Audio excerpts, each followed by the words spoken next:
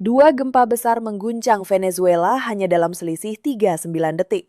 Menurut USGS, gempa pertama berkekuatan magnitudo 7,2 terjadi pada Rabu petang 24 Juni atau Kamis pagi waktu Indonesia Barat. Pusat gempa berada sekitar 21 km di barat kota pesisir Moron atau sekitar 160 km dari Caracas, ibu kota Venezuela. Kurang dari 1 menit kemudian, gempa kedua yang lebih kuat, magnitudo 7,5, mengguncang lokasi sekitar 45 km dari titik gempa pertama. USGS menyebut peristiwa ini sebagai gempa doblet atau gempa kembar. Artinya, dua gempa besar terjadi sangat berdekatan dalam waktu dan lokasi.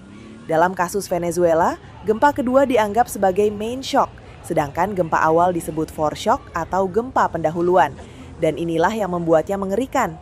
Warga belum sempat benar-benar memahami guncangan pertama ketika guncangan kedua yang lebih kuat datang menyusul. Di Caracas, bangunan-bangunan dilaporkan rusak dan sebagian runtuh. Reuters melaporkan gempa ini merobohkan bangunan di ibu kota, menjebak warga di bawah reruntuhan, dan memicu operasi penyelamatan besar-besaran. Salah satu titik terdampak serius adalah Palos Grandes di wilayah Chacao.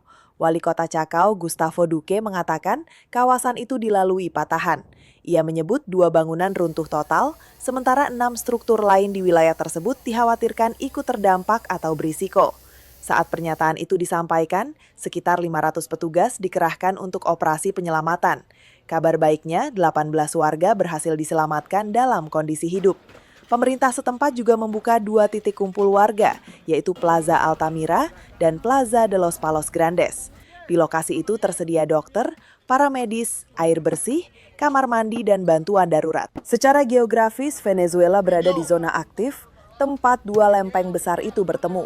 Venezuela bagian utara berada di zona seismik aktif, tempat lempeng Karibia bertemu dan bergerak relatif terhadap lempeng Amerika Selatan.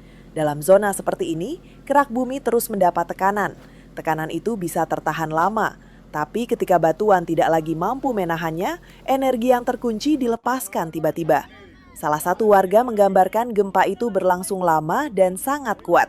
Ia mengatakan guncangan terasa selama banyak detik, bahkan menurutnya lebih dari 1 menit.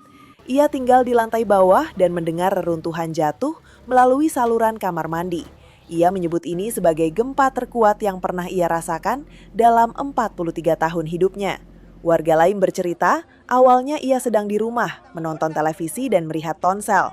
Tiba-tiba semuanya mulai bergoyang seperti jeli. Ia dan keluarganya berlari ke arah pintu dekat 2 kolom bangunan, sambil berdoa agar anak mereka selamat. Bayangkan situasinya, 1 detik kamu masih scroll HP, detik berikutnya lantai bergerak. Lalu sebelum tubuhmu benar-benar tenang, gempa kedua datang. Hingga saat ini, pemerintah Venezuela belum memberikan angka nasional resmi soal korban meninggal atau korban luka. Meski menurut perakiraan awal, jumlahnya bisa mencapai ribuan.